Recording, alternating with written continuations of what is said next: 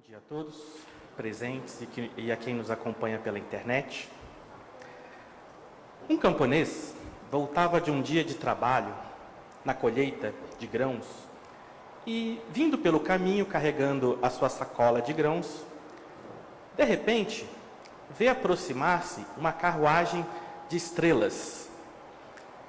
E, admirado com a visão, percebe que essa carruagem de estrelas para ao lado dele e ele vê que quem desce da carruagem e se dirige a ele é ninguém menos que o Senhor da vida, o soberano Criador de tudo no mundo e no universo.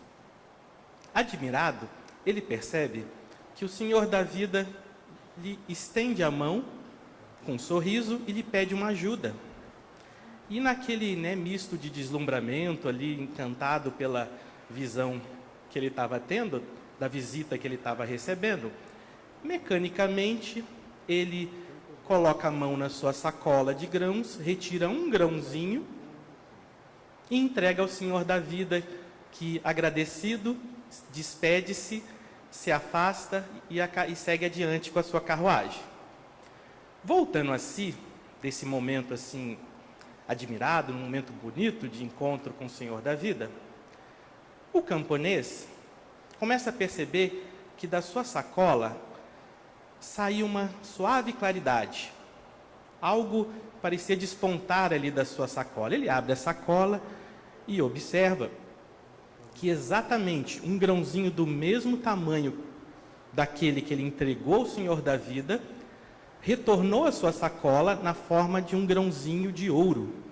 E daí ele exclama: louco que fui, por que não dei tudo o que eu tinha ao soberano, ao Senhor da vida?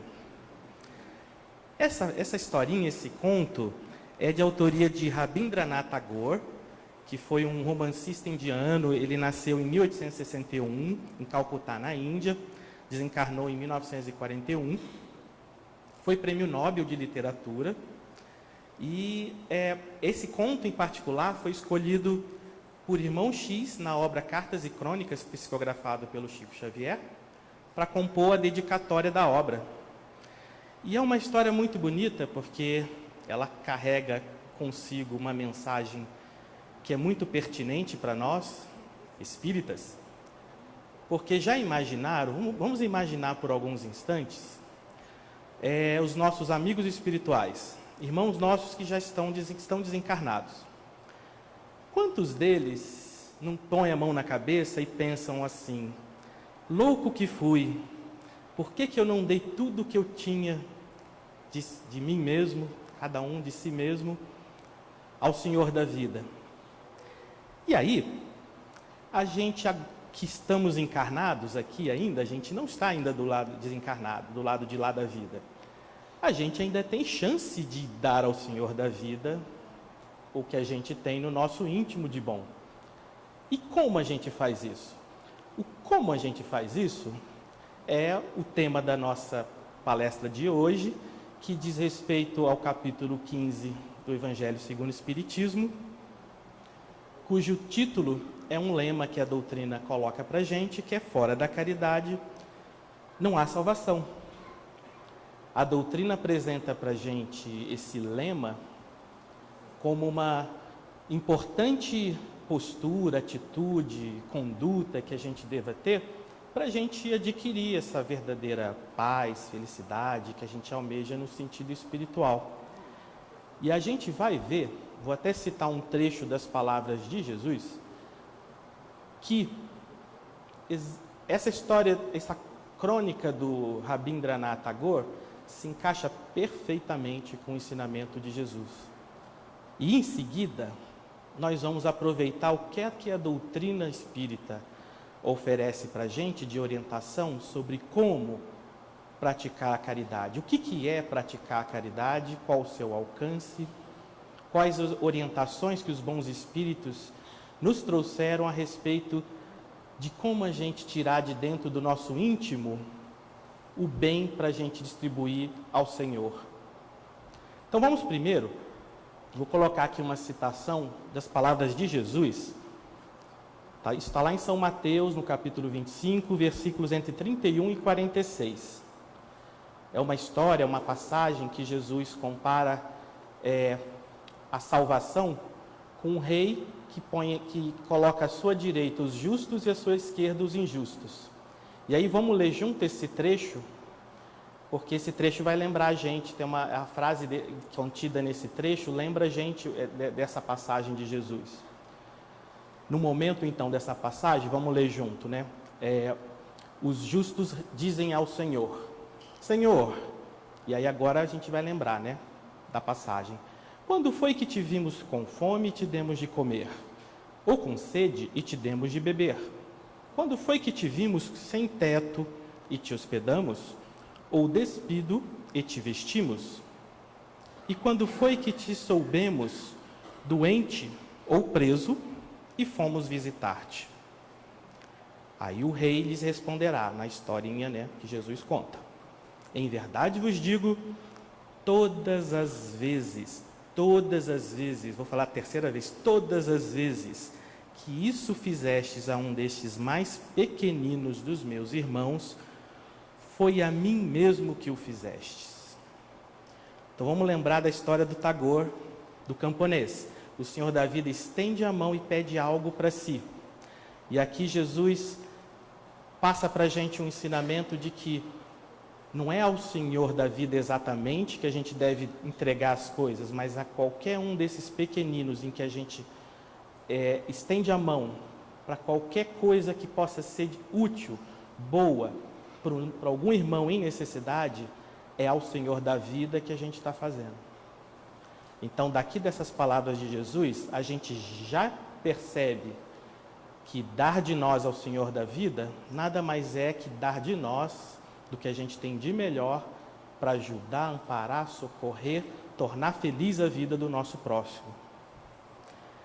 E como a gente faz isso? Qual o alcance? Quais são as múltiplas maneiras de se dar de nós mesmos ao próximo? A doutrina espírita ajuda a gente a entender. E aí vamos ver o que a doutrina espírita nos diz. Antes, alguém poderia perguntar, mas isso não é algo do Evangelho? Não deveríamos apenas ler as frases de Jesus? O que o Espiritismo teria de autoridade para nos orientar? É importante conhecer a orientação da doutrina? Aí eu vou usar um argumento de autoridade. O que é um argumento de autoridade? Eu vou chamar para opinar, vou destacar aqui uma frase de um autor espiritual, um irmão que foi espírita, mas atualmente desencarnado, cujo nome é de profundo respeito em nosso movimento, Bezerra de Menezes. Em mensagem recebida por Divaldo Franco na década de 70, ele disse as seguintes palavras: Jesus, meus amigos, é uma realidade em nossa existência, o exemplo cuja vida se transformou num evangelho de feitos, chamando por nós. Necessário em razão disso, então, na opinião de Bezerra, que é uma opinião respeitável em nosso movimento, necessário em razão disso, aprofundar o pensamento na obra de Kardec para poder viver Jesus em toda a plenitude.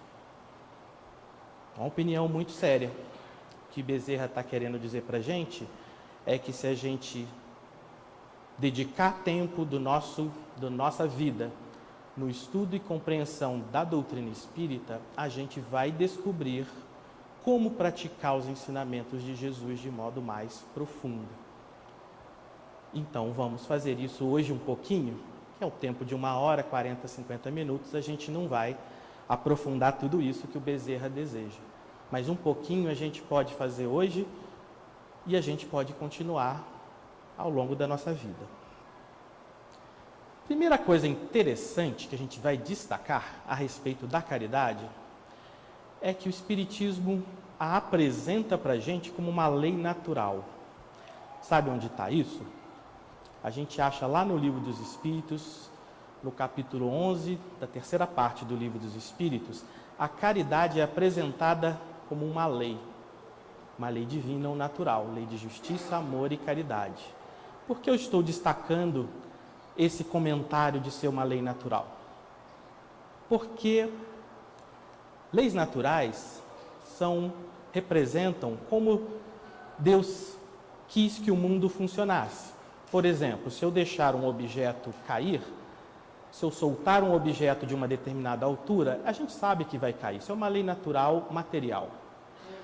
A gente sabe que o nosso corpo físico, se a gente não se alimentar, se a gente não cuidar do nosso corpo físico, a gente pode adoecer e vir a morrer. O corpo físico nosso pode morrer se não for bem cuidado.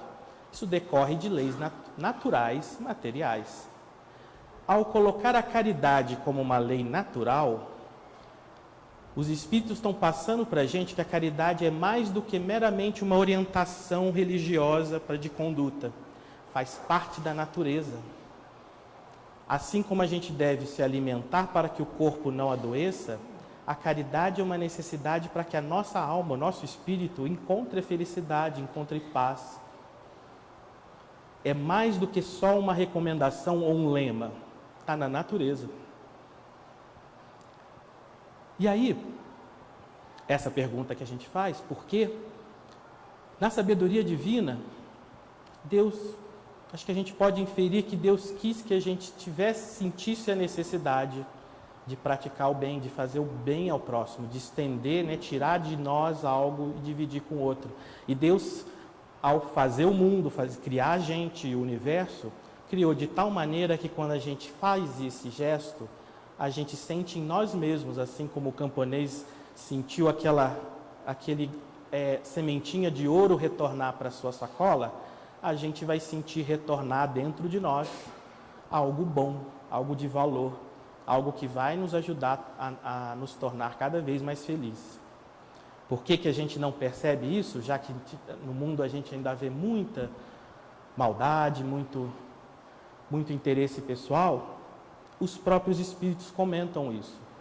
Na questão 913 do Livro dos Espíritos, eles expõem assim: quem quiser desde esta vida ir aproximando-se da perfeição moral, deve expurgar, pôr para fora, eliminar do seu coração, deve expurgar o seu coração de todo sentimento de egoísmo, visto ser o egoísmo incompatível com a justiça, o amor e a caridade.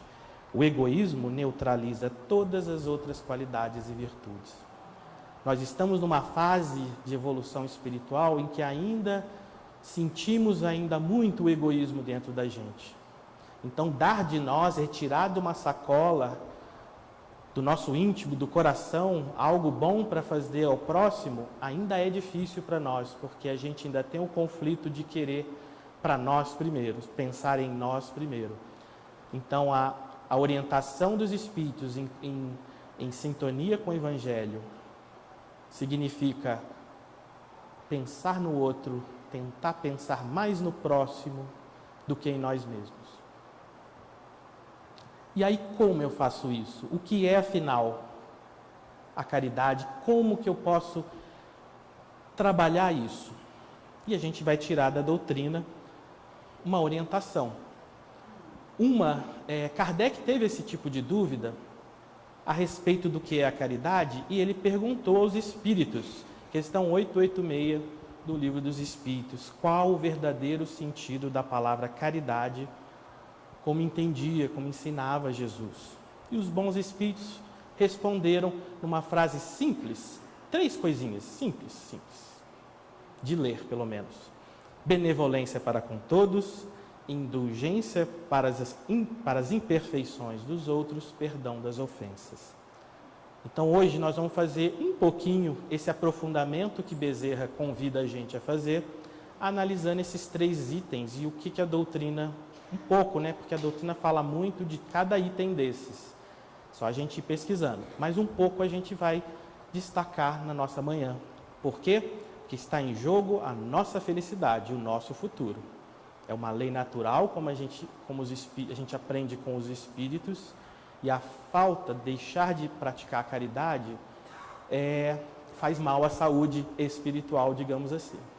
Então vamos ver, pela doutrina, como é em detalhes, trabalhar cada um desses itens. O primeiro deles, a benevolência para com todos.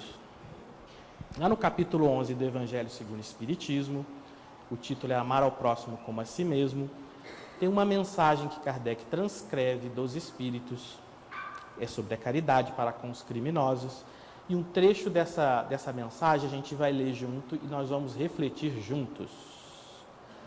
O trecho começa assim: que a verdadeira caridade não consiste apenas na esmola que a gente dá. Não consiste apenas. É também dar uma esmola. O que é uma esmola? É uma ajuda a quem tem mais dificuldade material do que a gente, está precisando de comer, está precisando de algum tipo de ajuda material. É uma forma de caridade? É, mas não consiste apenas. E mais, nessa mensagem dos Espíritos, eles dizem assim: nem mesmo nas palavras de consolação que a gente adiciona ao gesto da esmola. Uma pessoa nos para no sinal, pedindo ajuda. A gente às vezes às vezes a gente dá, às vezes a gente não dá, depende do nosso critério, não tem problema. Mas aí a gente resolve fazer uma ajuda, uma moeda ou alguma ajuda que a gente possa dar. E às vezes a gente fala uma palavra de consolação: olha, Deus abençoe, Deus vai te ajudar, não perca a esperança, a fé, se esforce. A gente às vezes fala alguma palavra assim de... O que nessa mensagem o Espírito está dizendo? Que a caridade não é só isso, é isso também. É essa ajuda material junto com uma palavra de ânimo, de apoio, de consolação. Mas não é só isso. Então tem mais coisas. Se não é apenas isso, tem mais coisa que a gente pode fazer. E aí o que é que o Espírito vai dizer para a gente? Olha, ele reafirma: não é apenas isso que Deus exige de nós. E esse exige de nós não é uma exigência caprichosa de Deus, faz parte da lei natural. É a maneira que Deus criou o mundo para estimular a gente a fazer o bem. O que a gente tem que fazer é combater o egoísmo, que não deixa a gente perceber essa necessidade. Aí a mensagem continua: a caridade sublime que Jesus ensinou também consiste... Então vamos ver no que consiste. E aí a gente destacou: na benevolência de que useis sempre e em todas as coisas para com o vosso próximo. Duas palavras: sempre. Sempre é todo o tempo, é toda hora, sempre é sempre. E em todas as coisas, em todas as situações em que a gente lida, relaciona com o próximo. A gente consegue? Alguns um pouco mais, outros um pouco menos. Mas o caminho é esse. E o que é benevolência? É fazer algo bom, algo que seja bom para o próximo, verdadeiramente bom, que resulte na ajuda, no bem-estar, que aumente a felicidade do próximo.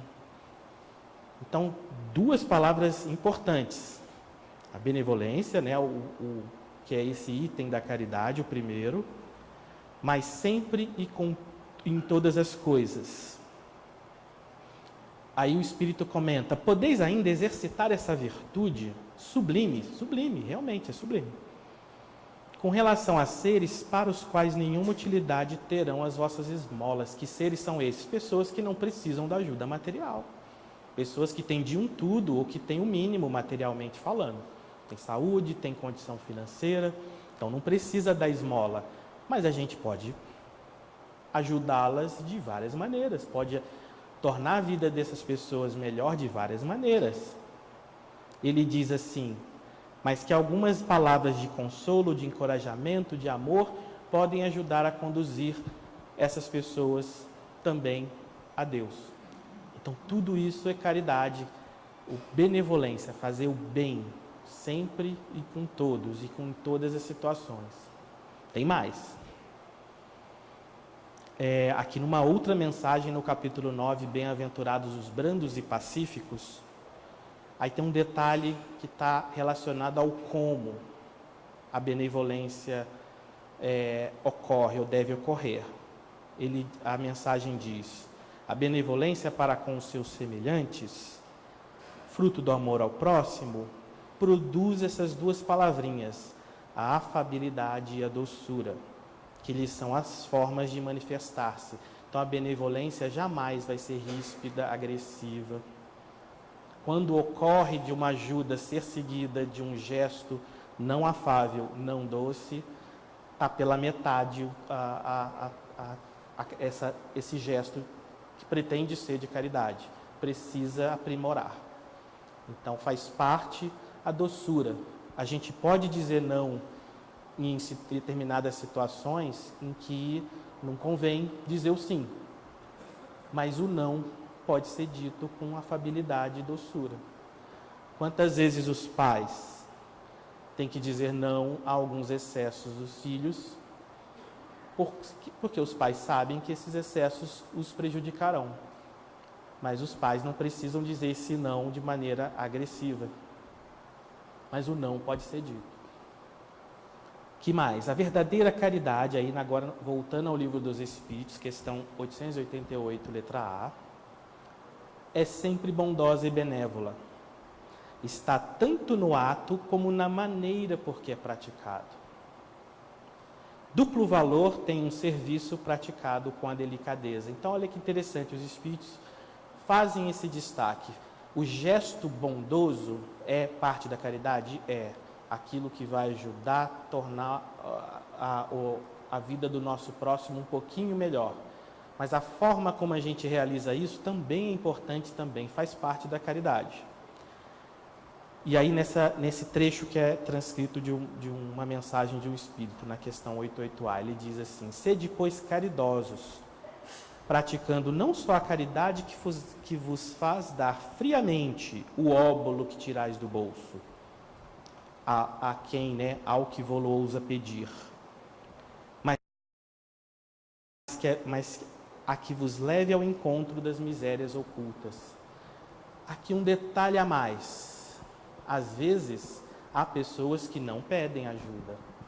Às vezes a gente tem no trabalho, na família, na rua, em qualquer lugar, a gente convive com as pessoas e a gente nota, às vezes a gente consegue notar que algumas pessoas estão necessitadas, nem que seja de um sorriso, de um abraço ou de alguma ajuda mais complexa.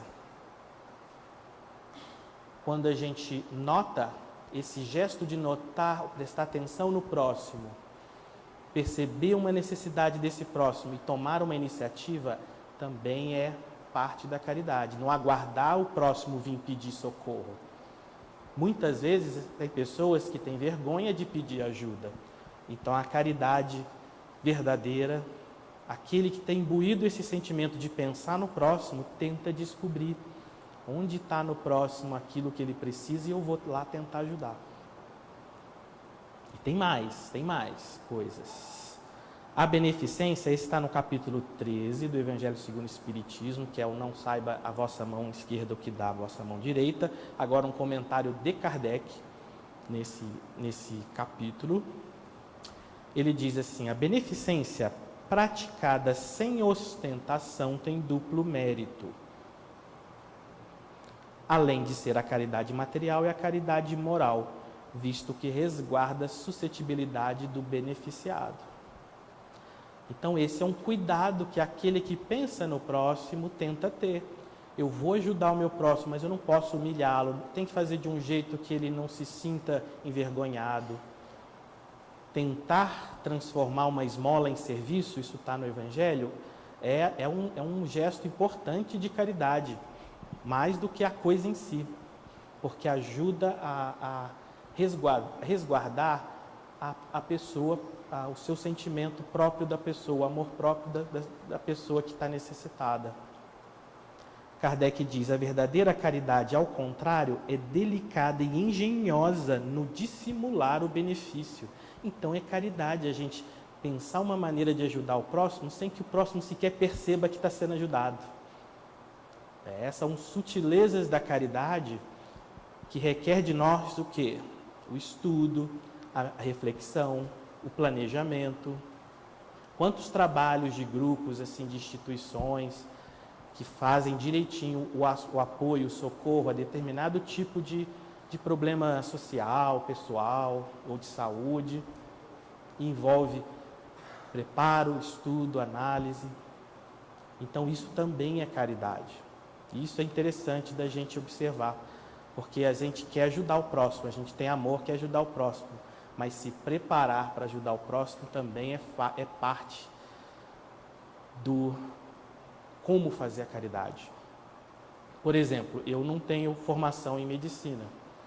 Alguém passa mal em algum lugar, perto de mim, eu no máximo vou conseguir chamar a ambulância ou ligar para um socorro.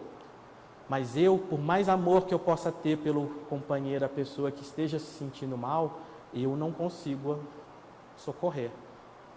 Agora, um médico que que não precisa nem ter religião, mas que sabe socorrer, vai poder ajudar, auxiliar e salvar uma vida de passar mal, ou de vir até a desencarnar. Então, a gente tem na doutrina espíritas, né, a recomendação de espírito de verdade, lá no Evangelho segundo o Espiritismo. Amai-vos, o primeiro ensinamento. Mas o segundo, instruí-vos. E o que é instruí-vos? Está ligado a essas palavrinhas que a gente encontra no estudo de Kardec, da doutrina. Porque ela elas sugerem a gente um preparo, que a gente se prepare. Não vá só de coração, com a raça e com o coração na atitude. Às vezes o momento pede que a gente vá com a raça, com o coração e com a boa vontade. Mas um planejamento de uma atividade que seja de benefício a um grupo de pessoas requer estudo, planejamento, repetindo a palavra. E isso requer da gente uma dedicação do nosso tempo, ou a gente tirar dos nossos recursos, retirar do nosso tempo uma parcela desse tempo nosso para estudar, para a gente aprender a lidar com determinado problema que vai beneficiar o próximo, também é caridade. Também é dar de nós mesmos ao Senhor da vida. Kardec ainda destaca, né, que a verdadeira caridade, ela está no evitar até as simples aparências capazes de melindrar. Isso é difícil, às vezes a gente, na ânsia de ajudar, a gente não percebe isso. Mas isso também é caridade. Tem mais, olha. Dado que todo atrito moral aumenta o sofrimento que se origina da necessidade. Diz mais o Kardec. Ela, a caridade verdadeira, sabe encontrar palavras brandas e afáveis que colocam o beneficiado à vontade em presença do benfeitor. Dissimulam o gesto de ajuda e tornam tornam o receber ajuda menos humilhante para aquele que recebe. A verdadeira caridade se esforça para isso. Então, a benevolência para com todos envolve todos esses ingredientes e coisas mais que a gente deve estudar na doutrina. Então, se a gente quer dar de nós, estudemos essas orientações da doutrina e procuremos praticar dessa maneira, não apenas mecanicamente, tirar um dinheiro do bolso, tirar um prato de comida, é também caridade. Mas a gente pode ir mais, pode ir além. A última frase do Kardec, a caridade orgulhosa o esmaga. Bom, vamos para o segundo item. A indulgência para com as imperfeições dos outros. O que é isso? Lá no capítulo 10, bem-aventurados os que são misericordiosos, a gente encontra alguns comentários de Kardec a essa frase que está em aspas, que está contida no Evangelho de João, Palavras de Jesus, capítulo 8, versículo 7.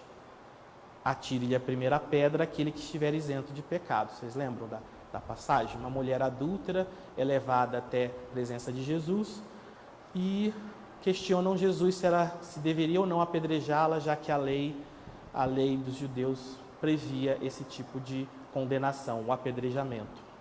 Aí Jesus externa essa frase: atire a primeira pedra aquele que estiver sem pecados. Aí o Kardec agora vai comentar. Ele diz assim: essa sentença faz da indulgência um dever para nós todos. Bom, o que é a indulgência? O Kardec vai falar. Mas antes ele explica. Porque ninguém há que não necessite para si de indulgência. Porque nenhum de nós, tirando Jesus, talvez não, com certeza, Jesus que encarnou no nosso mundo, ninguém passou por esse mundo nosso encarnado aqui como a gente, isento de pecado, de defeitos. Só Jesus, que a gente conhece, encarnou no mundo que já não tinha esse tipo de defeito, limitação. Então, todos nós precisamos também de indulgência, porque a gente às vezes erra, muitas vezes sem intenção de errar, erra por ignorância, e a gente gostaria de ser desculpado, a gente gostaria de ser de ter os nossos defeitos relevados. Mas aí o que é indulgência, então? Vamos ver. Kardec fala, ela nos ensina que não devemos julgar com mais severidade os outros do que nos julgamos a nós mesmos. Então a indulgência ensina isso. Se eu vou analisar o comportamento do meu próximo, que eu faça da mesma maneira como eu analiso o meu. E quase sempre a gente é muito bonzinho conosco mesmo quando analisa os nossos. Então sejamos bonzinhos com os outros também. É o que pede a indulgência. Nem condenar em outrem aquilo de que nos absolvemos. Nós mesmos nos absolvemos em nós certas coisas, a gente compreende a gente, muitas vezes, né? Eu errei, mas eu não estava bem naquele dia. Então ao perceber um erro do irmão próximo, que a gente pense assim também, o irmão talvez não estava num bom dia naquele dia em que cometeu isso. Antes de profligarmos a alguém uma falta, vejamos se a mesma censura não nos pode ser feita. O Kardec faz uma sequência de frases bem parecidas, mas para destacar que a gente primeiro analise. Nesse momento é o momento da gente olhar para nós mesmos e vermos primeiro se a gente está agindo daquela maneira que a gente está repreendendo. O reproche, que é uma repreensão, lançado à conduta de outras pessoas, pode obedecer a dois móveis. E aí, importante da gente estudar a doutrina, lembrar do Bezerra. Bezerra pediu para a gente observar a doutrina. Porque o Kardec destaca duas situações, uma em que é válido a repreensão. Reprimir o mal é válido em uma situação, na outra não. Qual? Vamos ver lá no Kardec. Ele diz assim, reprimir o mal ou a segunda, desacreditar a pessoa cujos atos se criticam. Em geral, são essas duas motivações para se repreender alguém. E aí Kardec diz, não tem desculpa, nunca este último propósito, porquanto só há maledicência e maldade.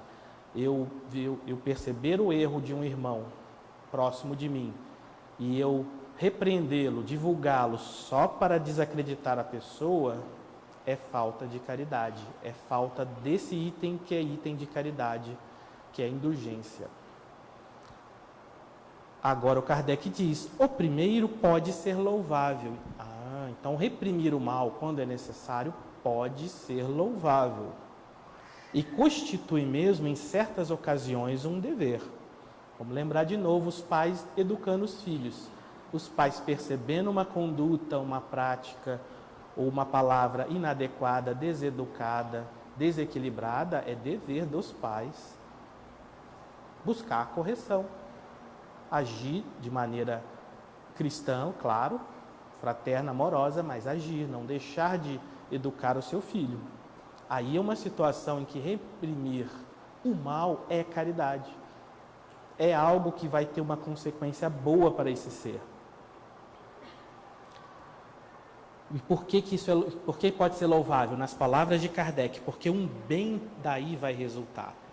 Ninguém gosta de ser chamado a atenção, eu não gosto, acho que ninguém gosta de ser repreendido em alguma coisa que agiu ou fez. Mas se disso resultar em algo bom, um professor na escola que repreende uma conduta ou uma fala de um aluno para uma pergunta do colégio, do aprendizado, um professor que diga não, isso está errado, ele não está educando, ensinando e vai explicar o conteúdo correto, isso não vai produzir um bem que é o conhecimento correto? Então, às vezes, reprimir o mal, é o que o Kardec está dizendo, pode ser adequado, porque um bem deverá daí resultar. E porque, a não ser assim, jamais na sociedade se reprimiria o mal. Na sociedade a gente não tem leis que regem o comportamento equilibrado e a gente não tem setores da sociedade que buscam controlar os excessos e o abuso e o desrespeito às leis, senão a gente não viveria em sociedade de modo harmônico. Não cumpre, aliás, Kardec perguntando, ao homem auxiliar o progresso do seu semelhante? Então isso também faz parte a gente ajudar uns aos outros. E algumas pessoas às vezes têm uma visão melhor do que pode ser um benefício para todos. E pode atuar orientando. Dentre essas orientações pode haver uma que é reprimir ou repreender o mal. Tem mais, Kardec fala um monte de coisa. Importa, pois, não se tome em sentido absoluto. Olha que interessante essa frase do Kardec. Este princípio, não julgueis se não quiserdes ser julgado, porquanto a letra mata e o espírito vivifica. Olha que curioso, porque nós espíritas escutamos com uma certa frequência aquela frase, não julgue, porque é para não sermos julgados da mesma maneira. Mas o Kardec está sugerindo nessa frase, lá no capítulo 10 do Evangelho segundo o Espiritismo, que a gente não tome tão ao pé da letra. De fato, ficar olhando defeito, procurando defeito nos nossos irmãos para ficar condenando, para ficar desacreditando, isso é falta de caridade. Mas deixar de ver o mal onde o mal existe, também pode ser pernicioso ao grupo, a todos. Pode ser necessário a gente olhar, perceber, mas esse julgamento, aí junta com a benevolência, que tem que ser afável, tem que ter afabilidade e doçura. Se for necessário uma repreensão ao que está acontecendo de mal, que seja feita com afabilidade e doçura, com fraternidade, com diálogo, nunca com humilhação e de uma maneira que tente dissimular o benefício, que a pessoa nem se sinta ofendida e magoada. Esse é o desafio nosso de praticar a caridade. É como a gente faz, às vezes em momentos como esse, que precisa fazer uma orientação em dizer o não, sem magoar. Jesus disse, seja o seu dizer sim, sim para as coisas boas e não, não para o que não é bom. O sim, sim é fácil dizer, o não, não é o desafio que a gente tem para a prática, na prática da caridade. Lá no Livro dos Espíritos tem a questão 642 que fala assim, essa é uma questão danada, porque Kardec pergunta aos espíritos, para agradar a Deus e assegurar a nossa posição futura, nossa felicidade, bastará que a gente, que o homem, nós, não pratiquemos o mal? Pois é, eu fico no meu canto, vou lá, vou trabalhar, vou cuidar da minha vida, vou ser honesto, vou trabalhar direitinho, volto para casa, vou descansar. Já não é suficiente eu não fazer nada de mal para o meu próximo? É melhor do que fazer o mal, realmente. Mas é suficiente para assegurar a nossa felicidade futura? Kardec era danado, fazia perguntas difíceis para os espíritos. Mas eles respondiam, não é suficiente a gente levar a nossa vidinha e não praticar o mal. Cumpre-nos fazer todo o bem. Fazer o bem, ali no texto, com destaque para no limite de nossas forças. Porquanto nós responderemos por todo o mal que haja resultado de não haver praticado o bem. Então, isso lembra a seguinte palavra para a gente, omissão. Se eu vou ficar na minha, não vou ajudar o meu próximo ali, porque ele está fazendo, eu estou julgando, estou fazendo um julgamento, mas se eu tenho uma oportunidade de ajudar esse próximo, e eu não faço por qualquer razão, e esse próximo, ao agir da maneira como está agindo, ou fazendo, ou falando, ou vivendo, tiver um prejuízo, ocorrer um mal para essa pessoa ou para outros, nós seremos corresponsáveis, que é o que os Espíritos estão dizendo para a gente. Preocupa um pouco, Mas qual a solução? É a gente combater o egoísmo e começar a olhar mais para o nosso próximo e tentar fazer o que tiver no limite das nossas forças. Deus não pede o que está acima das nossas forças. Ufa, ainda bem. Então a gente vai no nosso ritmo, na nossa capacidade, mas que a gente vá, que a gente não deixe de fazer. Então é uma questão importante para a gente refletir. Ainda indulgência, Agora uma mensagem de um espírito no capítulo 10, bem-aventurados que são misericordiosos. O espírito diz, a indulgência não vê os defeitos de outrem, e se os vê, evita falar deles, divulgá-los.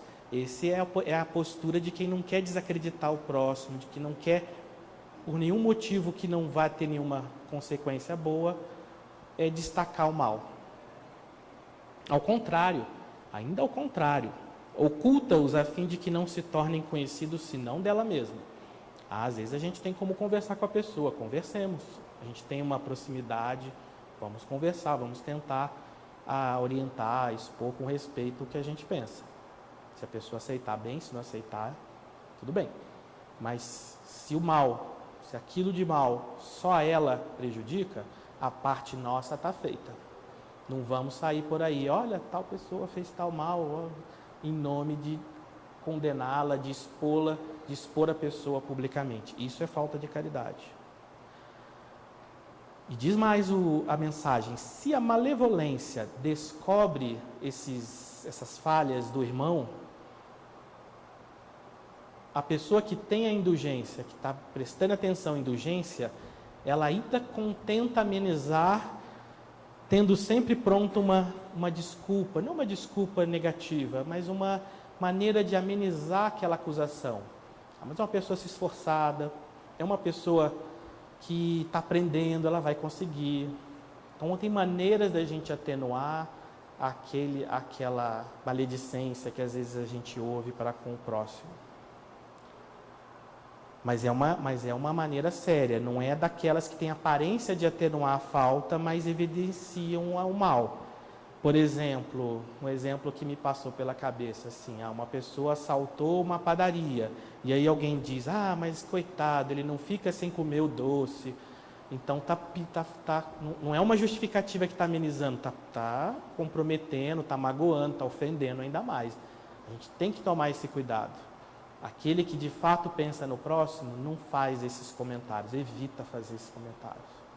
E note que para eu fazer ou não fazer um comentário, eu tenho que, na minha consciência, prestar atenção no pensamento. E se eu tiver certeza que é um pensamento bom, aí a gente abre a boca e fala, ou faz o gesto. Mas se na minha consciência não for bom, silêncio. Na dúvida, a gente faz silêncio, para não prejudicar. Mas em tudo isso tem a nossa razão, nossa consciência atenta aos nossos pensamentos. Para quê? Para que o meu gesto de ajuda ao próximo seja ajuda ao próximo. A indulgência jamais se ocupa com os maus atos de outrem, a menos que seja para prestar um serviço. Então o Espírito lembra aquilo que o Kardec comentou. Se for algo que vai sair um benefício desse comentário, dessa observação do mau ato, de um próximo ou de um grupo de pessoas, aí está se pensando no bem das pessoas, aí tudo bem. Mas mesmo neste caso, tenham cuidado de os atenuar tanto quanto possível. Assim como a gente gostaria que, se fosse a gente que estivesse causando ou praticando o ato ruim, mal, que tivessem para conosco esse tipo de caridade. Não faz observações chocantes, não tem nos lábios censura, mas conselhos. Então, são maneiras sutis de realizar ajuda sem magoar. As mais das vezes veladas. Algo velado é algo encoberto, sutil, dissimulado, disfarçado, para não ressaltar a dificuldade do companheiro. E aí o Espírito diz uma coisa que a gente às vezes esquece: sede, pois, severos para conosco mesmo. Sejamos severos, estou lendo na nossa pessoa a mensagem. Sejamos severos para conosco mesmo e indulgentes para com os outros. Essa é uma conduta nossa para a gente estar praticando a caridade, estar dando de nós mesmos para o Senhor da vida. O último item, perdão das ofensas. Palavras de Kardec no capítulo 10, bem-aventurados os que são misericordiosos. Ele diz: a misericórdia consiste no esquecimento e no perdão das ofensas. O esquecimento das ofensas é próprio da alma elevada que paira acima dos golpes que lhes possam desferir. Quando uma criancinha pequenininha vem, chuta a gente, faz uma brincadeira assim, que a gente percebe, a gente naturalmente percebe, compreende e releva, porque é uma criancinha, não tem nem consciência do que está fazendo. Então, a gente estando numa posição acima da circunstância, a gente releva, a gente nem se magoa, nem se ofende, nem fica chateado, aborrecido.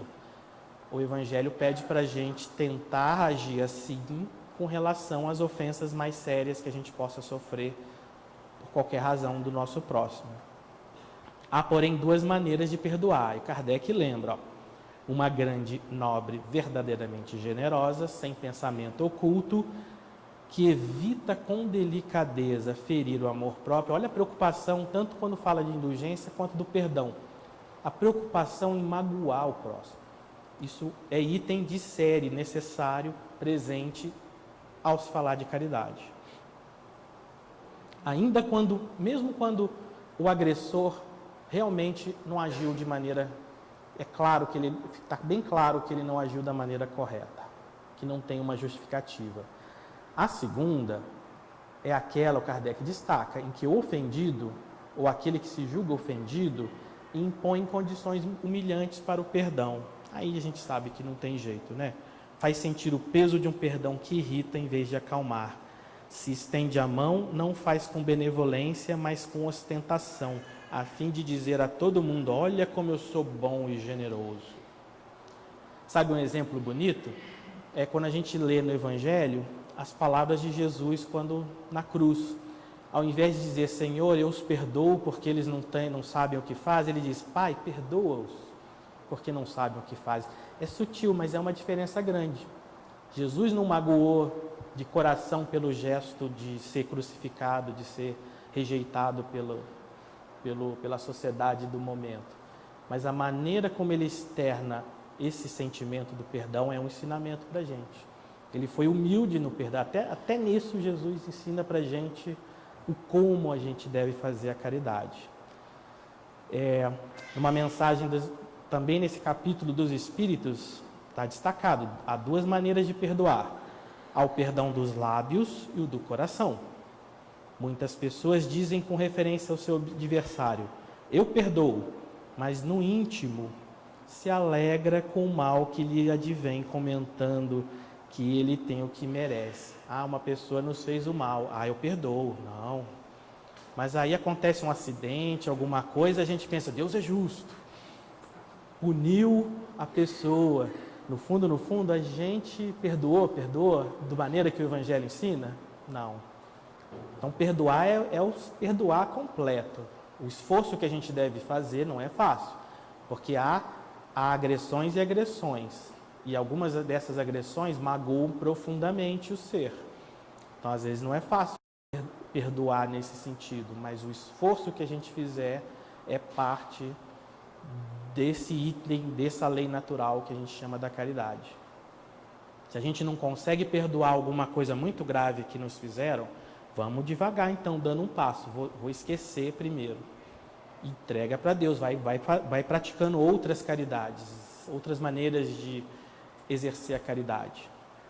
E vai pedindo a Deus para ajudar, que a gente consegue. O que não pode é a gente acomodar. O Espírito diz, enquanto não dizem, perdoo e acrescentam, mas não me reconciliarei nunca. Não quero tornar a vê-lo em toda a minha vida. Será esse o perdão segundo o Evangelho? Não, né? Aqui, um comentário de Kardec, no capítulo 28, que é sobre coletânea de preces espíritas, o Kardec analisa a oração do Pai Nosso. Lembra aquela frase, perdoa nossas ofensas, assim como perdoamos a quem nos tem ofendido? Aí o Kardec faz esse comentário, que tu, se referindo ao Senhor, nos impuseste por lei expressa a caridade, ou a referência a ser uma lei natural. Mas a caridade não consiste apenas em assistirmos no sentido de auxiliar os nossos semelhantes em suas necessidades, mas também consiste no esquecimento e perdão das ofensas. Aqui Kardec reafirma o perdão como uma forma de caridade. Com que direito reclamaríamos a tua indulgência se dela não usássemos para com aqueles que nos hão dado motivo de queixa? Então, aquele que nos agride, cria uma oportunidade de perdão, como a gente gostaria de receber, porque a gente já agrediu, consciente ou não, a gente já cometeu erros que magoaram pessoas.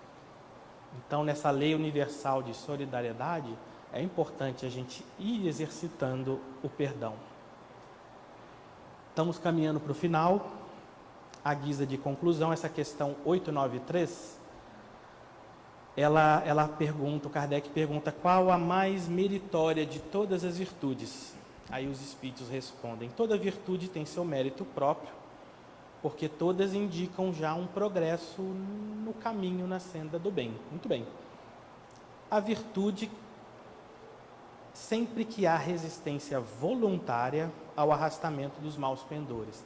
Resistência voluntária. Voluntária porque eu quis, eu decidi não ceder a essa tentação, a essa atitude, a esse mau arrastamento, a esse mau pendor. Voluntário, não é mecânico ou imposto por circunstâncias materiais. A palavra voluntária nos remete ao nosso livre-arbítrio, escolha que a gente fez por nossa vontade. Aí eles falam assim, que a sublimidade da virtude, porém, está no sacrifício do interesse pessoal, sacrifício do egoísmo. Por quê? Pelo bem do próximo, sem pensamento oculto. A mais meritória das virtudes é aquela que assenta na mais desinteressada caridade. É na benevolência, mas naquela que a gente está pensando no próximo, não na gente. Eu vou fazer caridade porque eu vou para o céu, porque o Evangelho ensina que o Espiritismo tem como lema, fora da caridade não há salvação. Bom, fazer a caridade pensando nisso já é melhor do que não fazer, mas ainda não está completo o aprendizado. Quando a gente aprender a fazer o bem ao próximo, porque está pensando no próximo, porque quer ver o próximo feliz, aí a gente pode ter certeza que a gente está no caminho certo. Vou dar um exemplo, uma historinha bem rápida de uma pessoa que viveu entre o século 19 e 20, que é o Mahatma Gandhi, e tem uma história bonita, simples, e que destaca essa questão do sublime da virtude, que é pensar no próximo. Aqui é uma figura dele, ele nasceu em outubro de 1869, por pouco que ele não é contemporâneo de Kardec, que desencarnou, vai completar agora no fim do mês, dia 31 de março, é aniversário da desencarnação de Allan Kardec. Gandhi nasceu em outubro desse mesmo ano, em Porbandar, na Índia. E a gente sabe um pouco da história. Gandhi, através de uma proposta de paz, de reivindicar direitos, mas de maneira respeitosa, sem conflitos, sem pegar em armas, conseguiu, só com essa mensagem de paz, de fraternidade, libertar um país inteiro de uma colonização que a Índia sofria da Inglaterra. Então não era qualquer espírito, não. Ele realmente era um espírito já avançado, que, em nome de paz, da fraternidade, produziu algo muito bom para o seu país, para o seu povo. Mas o exemplo que eu quero dar é um simples. Aqui uma outra figura, né? Você vê o Gandhi, ele era sempre muito humilde, ele mesmo tecia sua própria roupa, e eu queria que vocês prestassem atenção nos pés dele, dá uma olhada nos pés dele. Aí eu achei na internet uma figura das sandálias que o Gandhi usava, e o exemplo que eu quero destacar tem a ver, tem esse nome, se a gente procurar na internet a gente acha, Sandálias de Gandhi. É contada por uma pessoa que eu não achei muita informação, só achei que essa história é contada por uma pessoa de sobrenome Fadima, mas a história é bem simples. Gandhi utilizava muito, ele ia visitar os vários estados, as regiões do país da Índia, e ele utilizava o transporte de trem. Numa das vezes, ele foi subir no trem, o pé bateu na escada, no degrau do trem, e um dos pés do chinelo dele, das sandálias, caiu. E o trem começou a se deslocar. O trem começou a se deslocar, ele tira o outro pé e joga na direção de onde estava ficando o primeiro par, né, o primeiro pé. Aí os companheiros perguntam, Gandhi, tá biruta, né? Que é isso? Que você está fazendo? Aí o Gandhi fala assim, olha, uma sandália com um pé só não vai ser útil para mim, e se alguém achar que ela com um pé só, não vai ser útil para quem achar. Então, pelo menos, eu vou ao jogar a segunda, pelo menos quem achar a sandália, quem está precisando quem está descalço, vai poder utilizar ela com proveito. E aí é só isso, a historinha que reflete o quê? Ele pensou nele primeiro? Se ele pensa um pouquinho, imagina, o trem começa a deslocar, né? Imagina o trem deslocando. Se ele leva 30 segundos só para pensar se deve ou não jogar a sandália, vocês viram a foto, ele era magrinho, ele não tinha força para lançar, ele não ia conseguir lançar essa sandália perto da primeira. Ele teve o pensamento na hora que aconteceu. E pensar no próximo na hora é isso que é o sublime da caridade. E é isso que a doutrina, que o Evangelho pede da gente. Que a gente preste atenção no próximo, que a gente aprenda a desfazer, amenizar, expurgar de nós o egoísmo e pensar no próximo. Então eu termino aqui com a imagem da sandália, que a gente lembre do Gandhi, pensar no próximo. E vale nas coisas pequenas quanto nas coisas grandes. A gente conseguindo fazer isso, a gente vai estar na senda da caridade. Gente, obrigado, um bom domingo e que Deus nos ajude a praticar a caridade.